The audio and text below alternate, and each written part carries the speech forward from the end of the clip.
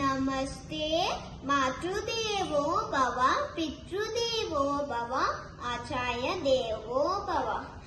My name is Bhumi. I am studying in class 1. I am from Bangalore. I am reciting about Shatashloki Ramayanam 2:21 to 30. Yavarajena samyuktam aichat प्रीत्या महीपतिः त्वयाभिषेक संभारान् दृष्ट्वा भार्यदकैकयी. Next one. पूर्वं दत्तवरा देवी वरमेण मया चत विवासदं च रामस्य भरतस्याभिषेचनम्. Next one. ससत्यवचनाचार्य धर्मपाशेन संयतः विवासयामास सुतं रामं शरद प्रियम्. Next one.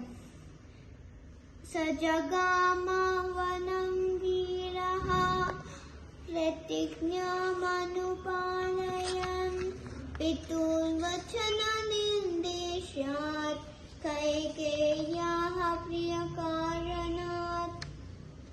Next one.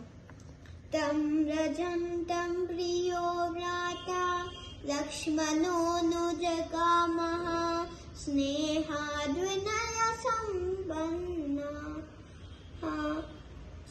सुमित्रानन्दवर्धनः. भ्रातरं दयितो भ्रातुः सौभ्रात्रामनुदर्शयन् रामस्य दयिता भार्या नित्यं प्राणसमाहिता. Next one. जनकस्य कुले जाता देवमायेव निर्मिता सर्वलक्षणसम्पन्ना नारीणामुत्तमा वधूः. सीताप्यनुगता रामं शशिनां रोहिणी यथा पौरैरनुगतो दूरं पित्रा दशरथेन च शृङ्गिवेरपुरे सूतं गङ्गापूरे व्यसज्जयत् गुहमासाजधर्मात्मा निषादाधिपतिं प्रियम्.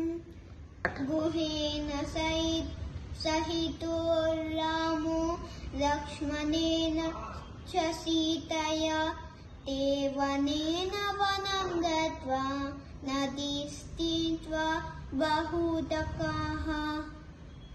श्रीराम राम रामेति रमे रामे मनोरमे सहस्रनाम तत्तुल्यं राम नाम वरानने.